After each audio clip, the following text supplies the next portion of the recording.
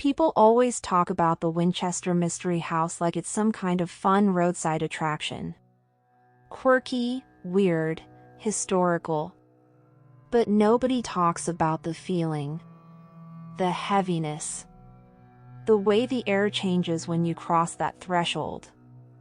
I wasn't into ghosts or haunted houses, that was Rachel's thing. She loved horror movies, ghost tours, urban legends. So when she suggested we visit the Winchester Mystery House during our weekend trip to San Jose, I said yes, even though something in my gut said I shouldn't. "Come on," she said, grinning in the car. "It's famous. Staircases that go nowhere, doors that open into walls. It's like a real-life maze." I smiled and nodded, trying to match her excitement. But the moment we pulled into the lot and saw that strange, sprawling mansion, my skin prickled. The place looked like it had grown instead of been built. Towers poked up at odd angles, windows seemed to stare blankly in all directions, and the color of the wood, a pale, sickly yellow, looked like old bones in the sunlight. As we got closer, I noticed something weird. A faint thudding sound, like distant hammering. I asked Rachel if she heard it. She frowned. "Nope, maybe construction?" That was the thing, there wasn't any construction. The house hadn't been worked on in decades. But I kept hearing it, faint pounding, like nails being driven into wood. Even after we stepped inside. Our tour group was small, just us, a middle-aged couple, a father with his teenage daughter, and a woman alone in a long black coat. The guide was a perky woman with bright eyes and a mechanical smile. "Welcome to the Winchester Mystery House," she said. Built and expanded non-stop by Sarah Winchester from 1886 until her death in 1922. Sarah believed she was cursed, haunted by the souls of those killed by Winchester rifles. She kept building to keep them confused, and to keep them away.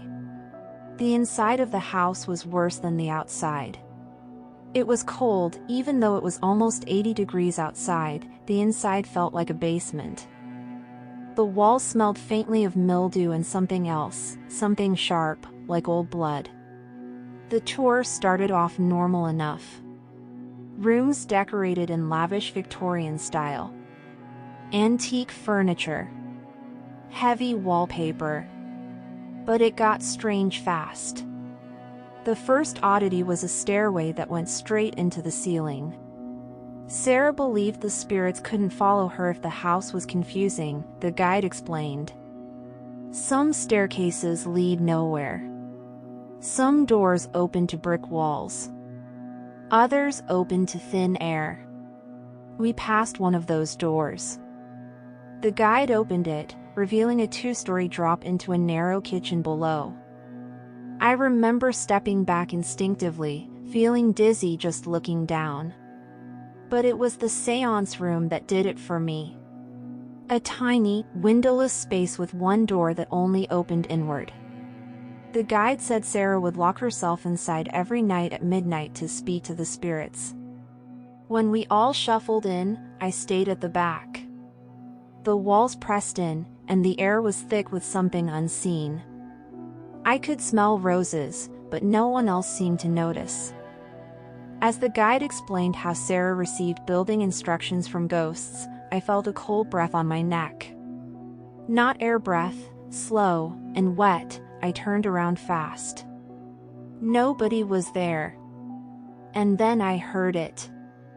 A whisper, just beside my ear, "Don't stop building." I stiffened, my mouth went dry. I looked at Rachel, she was focused on the guide, smiling. I didn't say anything, but I should have. The next room had a mirror, one of the few in the house. The guide said Sarah avoided mirrors because she believed they could trap spirits. I stared into it. My reflection looked off. Pale, washed out, my eyes looked wrong, like someone else's eyes were looking back at me.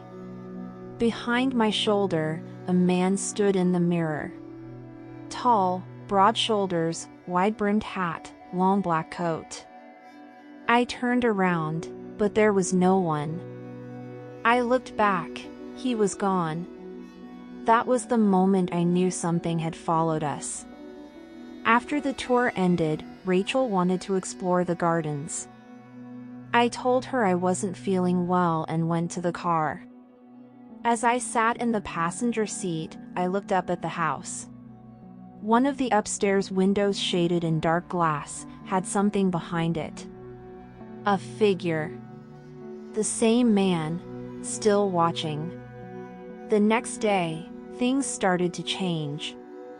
At first, it was small. Cold spots in the apartment. Doors cracking open at night. Our hallway light kept blowing out. The TV turned on by itself, always to static. Rachel started waking up screaming. She said someone was standing at the foot of the bed, just staring at her. One night, I woke up and she was gone. I found her in the living room, standing in front of the mirror. Her eyes were wide, her lips moved, but no sound came out. I touched her shoulder. She flinched and looked at me like I was a stranger. "I was listening," she said quietly. "To what?" She didn't answer. She went back to bed, and I stayed up. That night I heard footsteps on the ceiling. We lived in an apartment with no upstairs neighbors. Another night, I walked into the kitchen and saw writing on the wall. Scratched into the drywall like claw marks. He builds within. I started researching. I went down rabbit holes online, forums, Reddit, paranormal blogs. Everyone said the same thing. If you see the man in the hat, you've been marked. One thread stood out. A woman said she visited the Winchester house and started seeing construction in her dreams. Endless hallways. Windows that opened to black nothing. Rooms that built themselves. She said she saw Sarah Winchester in those dreams, telling her to keep building or he'll find you. A week after her last post, someone replied saying she'd gone missing. That night, I dreamed of hammers. Rachel started drawing blueprints. On napkins, notebooks, and the walls. She didn't remember doing it, but the patterns made no sense. Staircases to nowhere. Rooms within rooms. She carved circles into her coffee table with a steak knife, mumbling something under her breath. I recorded her one night. When I played it back, her voice wasn't alone. There was something else. A deeper voice, groaning, in another language I didn't recognize.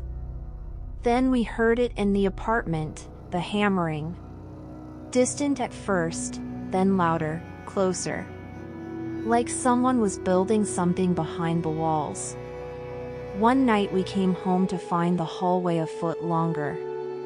Like the apartment had stretched. Our closet now had a second door. We opened it, and there was a small, square room inside that hadn't been there before. Rachel stepped inside before I could stop her. She turned slowly, staring at the empty walls. Then she whispered, "He's almost done." I tried to leave. I packed a bag and told Rachel we needed help. She looked at me like I was insane. "We can't leave," she said. "It'll follow. It's part of us now." That night, I woke up in the basement. I had no memory of getting there. On the cement wall, in large black writing, were the words, "The house grows, the dead build." The last thing that happened, what made me write this, isn't something I know how to explain. Rachel disappeared. I woke up. The apartment was dead quiet. Her side of the bed was cold. I called her name, but nothing. I searched every room, every corner. In the hallway, the second closet door was wide open. The small hidden room was bigger now. It had stairs leading down. They weren't there before.